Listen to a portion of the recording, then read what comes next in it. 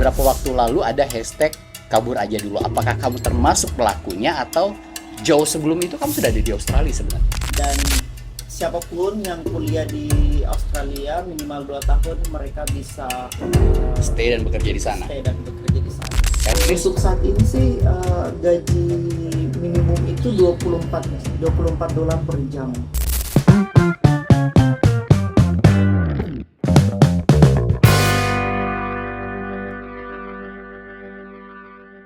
Hai teman cerita, ketemu lagi bareng gue Reno Raditya. Seperti biasa banyak hal dan informasi yang bakalan gue share ke kalian semua. Dan apa ya, kalau dulu-dulu tuh di beberapa konten kebanyakan tentang Bali. Kalau kali ini mungkin orang yang sekarang di Bali tapi sebenarnya stay-nya bukan di Bali gitu, malah bukan di Indonesia. Mau tahu di mana? Pokoknya nanti simak terus obrolan kita di sini. Dan gue sudah bersama dengan sahabat gue. Perkenalin diri dulu dong. Halo semuanya. Jangan terlalu formal, santai aja. Halo, nama saya Zen. Saat ini tinggal di Australia dan minggu ini spend some time di Bali. Terus ketemu. Dalam rangka apa nih kesini? Maksudnya apakah di sana karena mungkin libur untuk kerjaan kamu yang akhirnya? Betul. Jadi sekarang di Australia itu sedang liburan sekolah. Saya sendiri lokasinya di Darwin. Darwin itu agak lebih awal libur sekolah.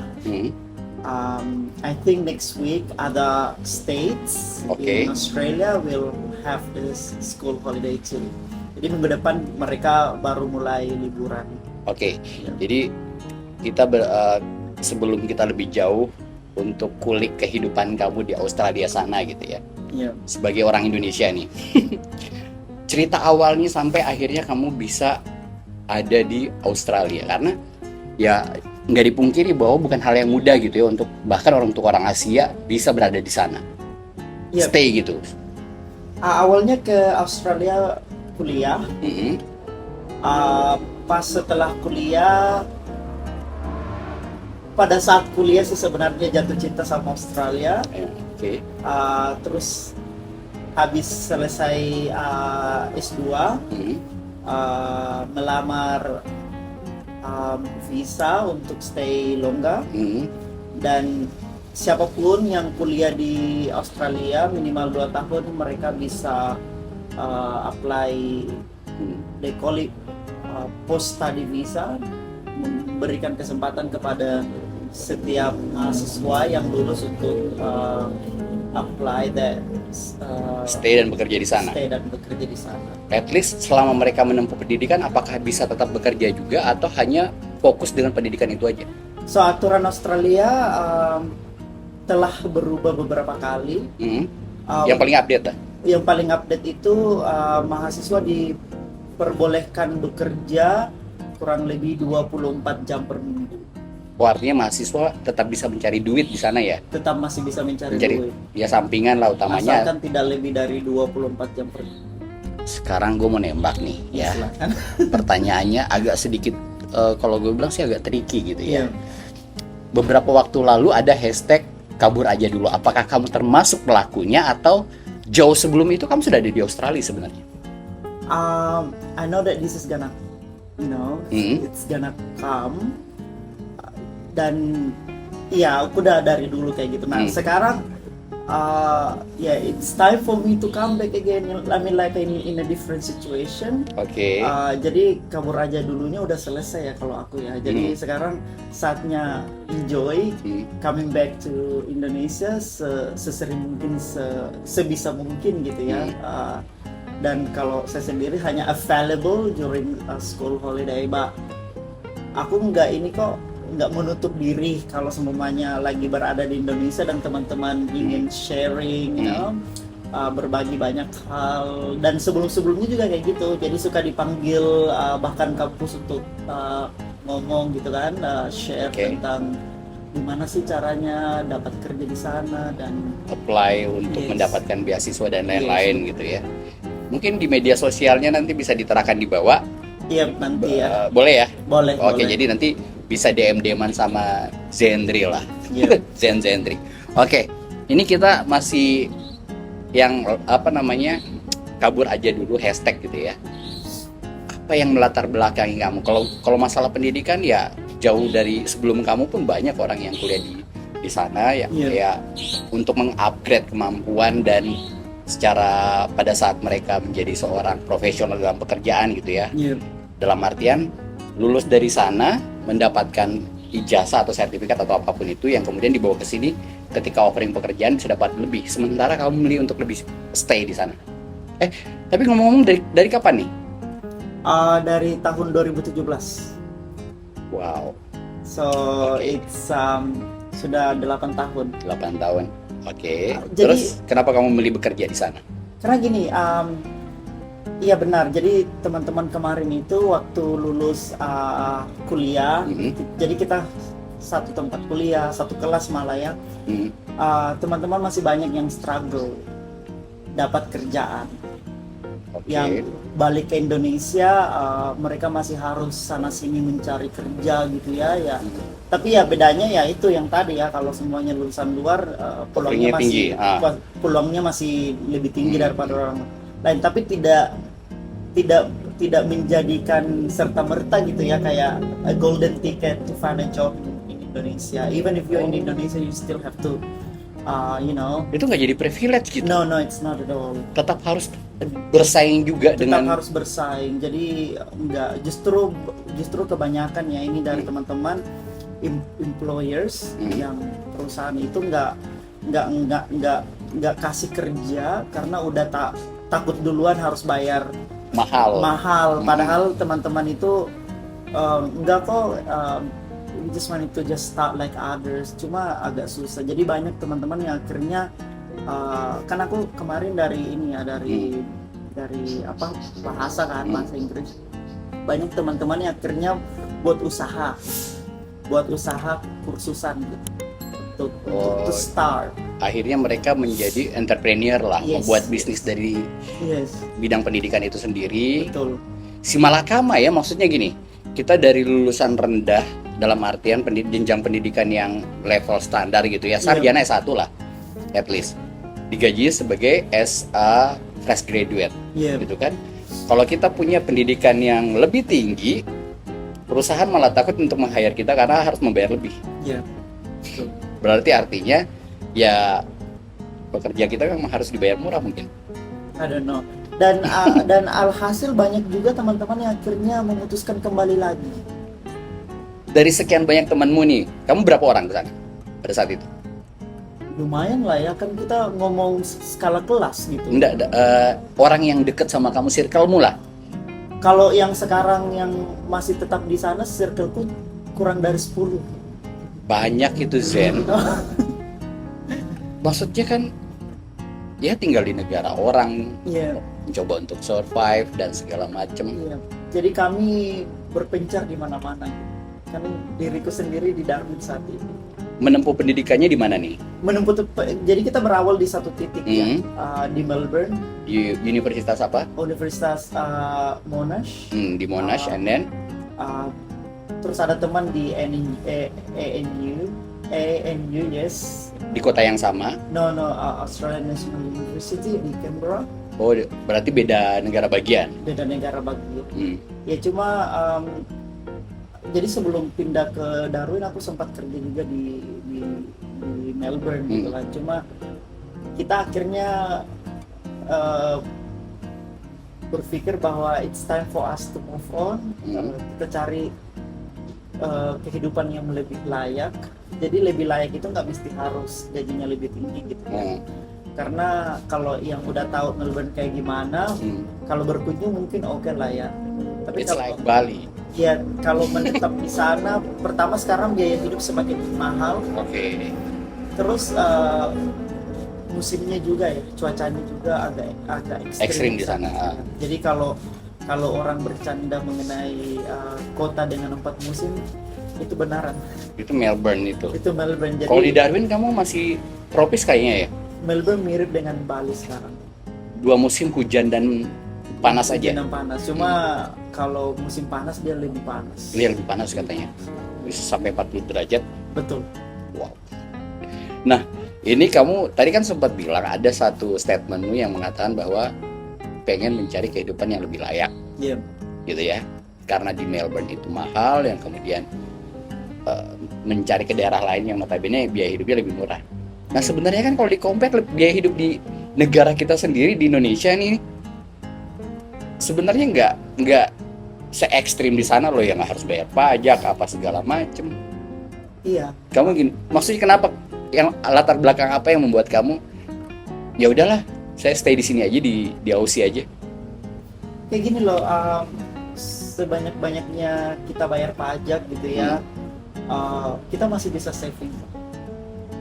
Really? Yes. Jadi kalau semuanya, walaupun aku cuma saving $100-200 per gajian, it's better than, I don't know. I used to work in here too, like Makassar. It's very hard to save some money. Jadi bekerja di luar walaupun susah masih tetap bisa saving. Ya. Walaupun hanya sedikit. Sebenarnya kalau hitung-hitungannya Makassar masih lebih tinggi UMR-nya, UMK ya. UMK untuk Badung sendiri itu 3,2 sekian. Bayangkan. 2025, Bro. Dengan biaya properti yang selangit lah harganya, intinya kalau seperti itu. Ya, kemudian apa yang kamu cari gitu loh? Apa ya? Jadi yang aku bilang tadi, sebenarnya uang itu cuma satu hal gitu, satu hal dari yang membuat kita betah di satu tempat gitu. It's more like a freedom, like express yourself in your own way. Apakah kamu tidak bisa mendapatkan itu di sini? I don't think so. Aku kasih contoh ya. Aku orangnya nggak aneh-aneh gitu ya. Maksudnya dalam artian guru ke sekolah itu look at myself. Seperti ini bisa. Seperti kamu bisa. Kalau kita kan di sini formal, harus kemejaan, celana panjang yang kain pula. This is sepatu. This is acceptable. Ini diterima di sekolah. Jadi selama kita pakai sepatu dan pakai baju berkerah, baju kaos enggak. Tapi tergantung beberapa sekolah sih. Beda-beda berarti. Cuma di sana lebih ke seberapa nyaman gitu. Jadi berpakaian itu bukan mau dilihat, bukan menjadi aturan kaku gitu ya, pakem. Itu seberapa comfortable you are with your own clothes, with your own outfit. Berarti aturan yang ada itu bukan aturan tertulis gitu ya, aturan yang tidak tertulis tapi dipahami. Aturannya tertulis, cuma lebih fleksibel. Lebih casual aja gitu, dibuat lebih santai. Jadi kayak tapi kan itu Senin ke Jumat gitu ya. Aku biasanya ada hari yang formal banget, ada hari yang kayak gini. Kalau hari yang formal banget itu apakah seperti kita kalau di Indonesia kan Senin upacara harus pakai baju PGRI? Di sana nggak ada upacara bendera. Tidak ada ketentuan kapan pakai baju formal. Cuma karena kebiasaan ya. Jadi kalau di aku hari Senin itu supaya bersemangat bekerja jadi rapi gitu. Membangun vibes-nya gitu. Iya, jadi kayak selalu pakai celana panjang, terus pakai lengan pendek gitu kan. Selebihnya ya apa yang lagi rapi gitu kan. It takes time to iron your clothes sometimes. Jadi kayak ya udah yang mana aja udah rapi udah dipakai gitu. Terus it depends on the day. Kalau harinya itu contoh ya, aku ngajar ada 5 kelas per hari. Kadang ada cuma 2. Jadi kalau semuanya satu hari ada 5 kelas, mungkin lebih comfortable gitu ya. Pakai celana pendek yang lebih gampang supaya tidak berkeringat. Maksudnya berkeringat cuma lebih gampang dry, gampang gitulah, menyerap lah keringat. Jadi itu dari sisi lembaga tempat kamu bekerja. Iya, jadi itu hanya satu contoh di mana kita lebih free gitu ya, lebih mengekspresikan diri aja. This is one thing that I like, dan ya gimana ya, banyak hal yang contoh di Indonesia kita sedikit aja gitu di luar dari apa yang dianggap kebanyakan orang normal. Kita udah dihujat, and no, it's not that. Like orang punya masing-masing kesibukan and they don't wanna talk about that. Berarti memang privacy di sana dijaga lah. Yeah. Oke, jadi itu dari sisi bagaimana kamu sebagai personal yang bisa lebih berekspresi, lebih bisa menjadi diri sendiri lah intinya. Betul. Terus kalau dari lingkungan pekerjaan sendiri, kamu sebagai pekerja deh, Iya. Kan otomatis kamu juga punya pengalaman kerja di Indonesia dong. Iya, betul. Apa yang membedakan antara menjadi employee di perusahaan yang ada di Indonesia dan di Australia sana, meskipun beda bidang ya? Ini ya yang aku perhatiin ya, tapi nggak berlaku umum. Ada istilah yang dipakai orang Australia dan itu yang terjadi di Indonesia, apa sih namanya? Micromanaging. Nah, di Indonesia tuh kita terlalu kebanyakan micromanaging.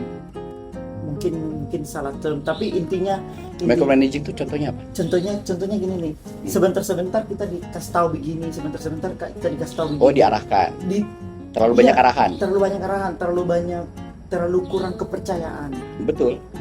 Sehingga kita kayak leave me alone gitu. Karena kan kalau di sini tuh ibaratnya direktur itu masih bisa sampai ke level staf bawah aja masih bisa dia atur gitu. Jadi kalau di sana ada sistem kepercayaan. You are hired because we know that you can do your job. Jadi kita nggak perlu harus memandori istilahnya. Dia memberi perintah. Iya, yang kayak semuanya dicek, that's another freedom. Kalau masalah job desk, kalau di sini kan kayaknya sama sih, job desk itu sama, cuma kamu punya hak untuk tidak stay di tempat kerja kalau udah waktunya pulang. Kan kalau ini ya, kita nggak enakan pulang kalau bosnya masih ada di situ tuh. Aduh, jangan pulang dulu deh. Nah, aku malah sering pulang, aku malah diketawain sama bosku di awal-awal. Karena aku bilang aku minta izin pulang ya. Jadi kayak aku bilang kayak gitu tuh.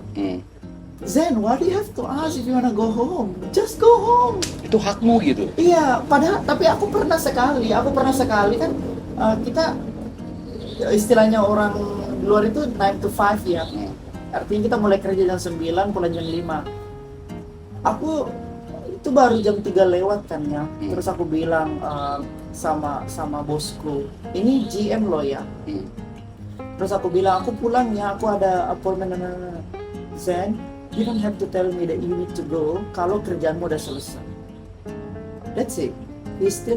Dia masih di situ, dia masih di kantor. Aku pulang. Karena ibaratnya dia itu, kamu hanya perlu mengerjakan pekerjaanmu. Kalau pekerjaanmu selesai, you don't have to stay back. Gak perlu tinggal sampai larut gitu. Malah kita kadang diingatkan, kan itu kemauan kita sendiri ya. Jadi kalau tinggal di tempat kerja lebih lama itu karena kemauan kita gitu kan. Kadang diingatin, don't work too late. Sampai sekarang juga teman-teman kerja pun begitu, support, kayak kita saling mengingatkan, don't work too late. Itu sih. Cuma again-nya jangan digeneralkan. Kalaupun mau seperti ini dikomunikasikan di awal, karena mungkin ada beberapa atasan yang tidak terima, tapi mostly sih begitu ya. Kita nggak ada WhatsApp yang kayak teman-teman lakuin di sini, semuanya harus lewat WhatsApp. No. Ada grup. No. Itu dikirim lewat email. Dan jadi komunikasi lewat email semua. Semuanya lewat email. Dan it's not your responsibility to respond to any emails after 5 o'clock. Kalau ada email setelah jam 5, nggak usah digubris kalau nggak mau. Kalau email itu kan kita maksudnya masih ada, kalau diabaikan pun kita masih ya udahlah. Tapi kalau kayak WhatsApp itu kita agak susah nih. Karena mereka berpikir bahwa WhatsApp itu di HP-mu gitu ya. Iya, itu komunikasi langsung kan. Jadi kamu masa sih kamu nggak bisa? It's impossible gitu. Justru itu jadi alasan kenapa WhatsApp tidak digunakan di bagian dari komunikasi dalam bekerja, karena this is my privacy. Oh, This is my private life. I need to get away from work. Jadi segala bentuk formalitas yang menggunakan email, jalur email. Semuanya email, harus lewat email. Cuma kan kalau kita guru, kita memulai kerja lebih awal, dalam artian kita harus buka email itu lebih awal supaya kita tahu guru siapa yang tidak masuk kerja. Oke. Terus apakah kita menggantikan guru itu? Oke. Nah, itu yang kalau hal-hal seperti ini udah dibicarakan di awal. Jadi lagian kalau pulang sekolah, ya udah, you can go home kayak gitu. Walaupun kerjanya kita 8 jam ya per hari, but you don't have to stay at work kalau nggak mau. Oke Zen, kita lanjut lagi nih. Tadi kan ngomongin soal bagaimana kamu bisa eksis dengan dirimu sendiri gitu ya, menjadi diri sendiri lah intinya. Kemudian juga dari sisi perusahaan juga sangat menghargai apalagi hak yang kita punya sebagai pekerja gitu ya. Yeah. Dan sekarang berbicara tentang kalau di negara-negara entah itu Amerika, Eropa atau bahkan di Australia kan ada diskriminasi yang sering kita dengar nih. Yeah. Di lingkunganmu kan kalau yang saya lihat gimana tuh? Apakah di sana dominan bule atau bahkan kalian ada juga yang orang Asianya? Kalau di tempatku, di sekolahku mix, tapi lebih banyak bule. Tapi bukan berarti itu diskriminasi, karena memang tenaganya yang dibutuhkan gitu. Jadi siapapun yang seandainya ya dibuka lamaran kerja, siapapun yang apply dan mereka memenuhi kualifikasi yang dibutuhkan, dia akan diterima tanpa memandang kamu bule atau kamu orang Indonesia. Tapi kan kalau kita di Indonesia ya, dari pengalaman kamu kerja kan ada senioritas, ada senior, junior, level-level seperti itu. Ada nggak? Berlaku nggak? Pertanyaannya sangat bagus. Kan kalau di Indonesia ada istilah dipromosikan. Di beberapa tempat kerja yang saya tempati sebelumnya, sangat jarang ada istilah dipromosikan. Jadi? Yang ada adalah kalau perusahaan membutuhkan level tersebut, semua orang berhak untuk melamar. Berarti apply kembali? Apply kembali. Itu sebenarnya kalau di perusahaan Indonesia ada beberapa, termasuk di perusahaan tambang nih. Iya, iya. Untuk mencapai di level berikutnya itu apply kembali. Apply, yes. Jadi semua orang punya kesempatan untuk apply. Menjadi itu. Jadi bukan istilahnya karena kamu senior kamu bisa naik. Tapi kalau kamu udah punya pengalaman, ya kamu kemungkinan bisa mendapatkan pekerjaan itu. Oh, dilihat dari portofolio juga bisa. Iya, jadi dan kalau berbicara diskriminasi, pekerjaan pertama aku setelah 6 bulan aku bekerja, jadi aku dikontak. Zen, kami butuh posisi ini. Kamu mau melamar? Kayak gitu. Kamu mau melamar untuk posisi itu. Terus aku bilangnya aku mau melamar. Jadi masih tetap melalui proses. Tapi 6 bulan kemudian loh, I don't have to wait like 5 years untuk bisa naik ke jenjang berikutnya. Jadi selama kamu berprestasi, selama kamu memperlihatkan, kan katanya orang di sini, kalau kamu kerja nggak usah memperlihatkan kamu terlalu hebat. Karena perusahaan kamu akan memberikan pekerjaan, tanggung jawab yang lebih. Ya kalau di luar nggak perlihatkan prestasimu. Karena kalau kamu walaupun yang saya bilang tadi nggak dipromosikan, mereka minta kamu untuk melamar. Kalau di sini saya ya, maksudnya juga ini juga saya sorry banget nih ngomong kayak gini karena yang naik itu sebenarnya yang menjilat. Yang pintar menjilat atasan itu udah yang paling gemilang tuh. Karena sistemnya memang seperti itu. Karena kalau di sini, kalau di sana kita punya, kalau kamu baru, kamu punya mentor. Nah, mentor itu yang menilai. Berarti di guide dong ya selama kamu menjadi pegawai baru ada guiding tetap ada gitu orangnya, ya. Sampai ada hal yang personal gitu kan yang terjadi, bisa nggak ini diomongin supaya jadi contoh juga gitu. Jadi kan mungkin mungkin so far udah tahu kan aku kerja di sekolah. Jadi suatu ketika kan aku dikasih kerjaan piket gitu istilahnya, yang pada saat keluar istirahat gitu aku disuruh jaga di daerah basketball court. Nah, ini kan basketball courtnya yang open roof gitu ya. Ini kebetulan hujan kan, dan ini kejadiannya beberapa 2 minggu lalu. Nah itu kan anak-anak akhirnya nggak boleh main di lapangan basketball. Betul. Gitu. Nah akhirnya lapangan basket itu sebelahnya kan gedung sekolah kan, itu ada koridornya lah. Nah itu koridornya kan anak-anak masih bisa main. Jadi aku tugasnya perhatiin mereka supaya nggak ada kecelakaan apalah gitu kan, itu intinya. Nah anak-anak main, terus beberapa anak sengaja lempar bolanya ke lapangan yang hujan itu. Nah larilah anak itu ke sana, terus aku tegur kan, you have to stop that. Kalau tidak kamu harus berhenti, kalian harus pindah, nggak main sama sekali. Nah kedua kalinya kebetulan dilihat sama deputy principal, deputy principal bagian siswa gitu. Datanglah dia, terus dia marahin semua anak-anak dan dia teriak ke aku juga di depan anak-anak, kamu itu mengizinkan ya anak-anak itu main hujan kan gitu. Terus aku bilang enggak, aku malah memperingati mereka untuk berhenti. Akhirnya kan gara-gara itu aku down kan, terutama ketika dilakukan di depan anak-anak gitu kan. Nah tidak lama setelah itu aku ketemu sama mentorku. Aku nggak ada niatan untuk ngomong, tapi kayak itu perasaanku ada di sini dan I have to tell supaya rasanya enak gitu kan. Nah akhirnya oleh mentorku kasih advice yang sangat baik. Terus dia bilang, ada 2 hal yang bisa kamu lakukan.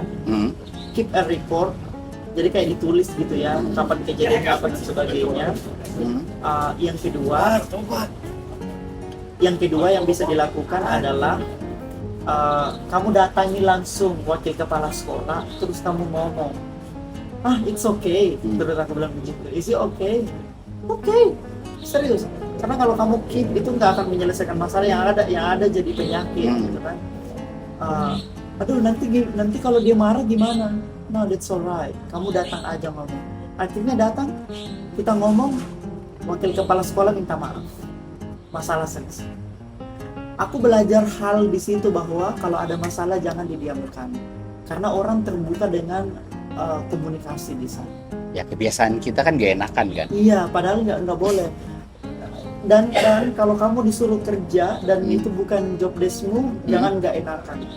Kamu bisa menolak, kamu bisa bilang maaf saya tidak bisa bekerja itu. Saya tidak bisa melakukan itu. Jadi jangan mau jadi hero kalau memang bukan bekerja. Jangan jadi pahlawan kesiangan. Oke, yang terakhir deh, masalah gaji. Ini kita compare ya. Oke. Maksudnya pasti orang semua udah tahu lah. Iya. Tapi kan cuman penasaran aja sebenarnya untuk sistem salary di sana itu seperti apa sih? Jadi sebenarnya kalau gaji Australia itu gampang diakses. Serius. Sisa masuk ke Fair Work. Jadi dia ada Fair Work Australia something. Jadi ketika aja itu Fair Work Australia, terus ada di situ pay calculator. Sisa masukkan pekerjaannya apa, nanti kelihatan di situ berapa minimal gaji yang untuk jabatan tersebut. Dasar-dasarnya tuh ada untuk pegawai yang bekerja mungkin di bidang hospitality sekian. Jadi tidak boleh ada perusahaan yang menggaji itu, karena di situ ada semua. Kalau tidak semua, jadi kita tahu. Jadi sebelum melamar pun kamu udah harus tahu. Untuk saat ini sih gaji minimum itu $24 per jam. Tapi maksudnya gini, ketika kamu melamar, kalau kita kan kebiasaan di Indonesia offeringnya itu kan berbicara per bulan. Iya. Dan itu pun, kalaupun kita diberikan ruang untuk komunikasi soal penggajian nih, kita misalnya minta berapa, itu kayak tidak dibahas tuntas pada saat interview gitu loh. Iya kan, iya. Malah ujung-ujungnya perusahaan juga yang akan menetapkan. Nah kan kan kalau kita dikasih kontrak, salah satu hal yang kita pertimbangkan adalah gaji. Betul. Jadi itu diomongin di awal nggak waktu interview? Dia omongin. Sebenarnya nggak diomongin secara detail, kecuali kalau kamu mau membahas itu. Tapi yang sering kita tidak tahu adalah ada namanya pre-interview. Jadi pre-interview itu ini terutama kalau perusahaan nawarin kamu pekerjaan kan, dan itu terjadi sama diriku. Jadi pre-interview itu kayak, hai apa kabar, ya aku dapat message di LinkedIn kan, kamu tertarik nggak dengan pekerjaan ini? Terus bilang iya. Oh, this is my phone number. Can I contact you or you can call me? Nah itu pre-interview. Itu pre-interview. Sama lah kita di sini. Jadi kita teleponan, terus dia bilang, kamu tertarik nggak sama pekerjaan itu? Itu bahkan sudah bicara gajinya berapa, Oh tertarik. Kamu dikasih penawaran, mau berapa? Gitu nggak? Atau mereka langsung? Nggak dikasih penawaran sih waktu itu, cuma dikasih tahu ini gajinya berapa. Setuju nggak? Kalaupun ada perubahan ya bisa dikomunikasikan. Nah setelah aku setuju, aku baru melamar. Pada saat melamar, interviewnya udah nggak penting lagi karena kita udah tahu apa yang harus dibicarakan. Betul. Jadi ada namanya pre-interview. Nah itu pun setelah itu kita dikasih kontraknya 2 minggu. Kontraknya dikembalikan setelah paling lambat 2 minggu. Oke. Nah apakah setuju atau tidak setuju? Kalau tidak setuju nanti dibicarakan. Jadi tergantung Anda, kalau mau cepat kerjanya ya cepat tanda tangan kontraknya. Oke, jadi apa sih? Sesimpel itu gitu loh. Iya. Kalau kita kan ribet tuh. Ini kita harus jujur ya, pasti pernah ngalamin gitu ya. Mau melamar kerja pun kita harus belajar bagaimana caranya interview dulu gitu kan, supaya mendapatkan mention. Aku kadang nggak setuju dengan itu. Itu kan baik di tutorial Iya, jadi kan contoh ya, daripada ngomong ini ngomong itu. Nah sekarang pertanyaannya adalah, kenapa kita harus ngomong kayak gitu kalau orang udah tahu apa maksudnya kita? Iya kan? Jadi jangan ngomong kayak gini karena ini dianggap, tidak ada yang kayak gitu di Australia. Nggak ada yang basa-basi kayak gitu. Ya karena kamu tahu sendiri kan, budaya kita tuh kebanyakan budaya basa-basi dulu. Tidak gitu. ada pertanyaan yang tidak sesuai. Tidak relevan. Tidak relevan. Di sini kan bahkan ditanya apa misalnya kayak background keluarga lah, tinggal di mana lah. And as an applicant you have the right to no answering that because it's a personal. Itu pertanyaan yang personal banget. Iya. Enggak. No, what do you wanna ask about? Nggak relate sama pekerjaan gitu. Baiklah kalau begitu Zen, yang pasti maksudnya itu menjadi gambaran buat kita dari pengalaman kamu selama di Australia gitu ya. Mungkin ada juga teman-teman di luar sana yang punya mimpi, entah itu sekolah ataupun bekerja di Aussie. Tapi yang jelas nanti kita ada konten berikutnya tentang membahas bagaimana mungkin tips dan trik yang nanti bisa dikasih ke teman-teman juga Zendri. Dan saya juga penasaran pengen bahas tentang, kita kan lebih banyak background pekerjaan nih. Kehidupan sehari-harimu, pengen tahu suka dukanya tinggal di negara orang seperti apa. Thank you Zendri. Nanti kita bikin konten lagi, untuk video berikutnya. Yang pasti jangan lupa subscribe, like, comment, dan share. Sampai jumpa di konten atau di vlog gue berikutnya. Bye.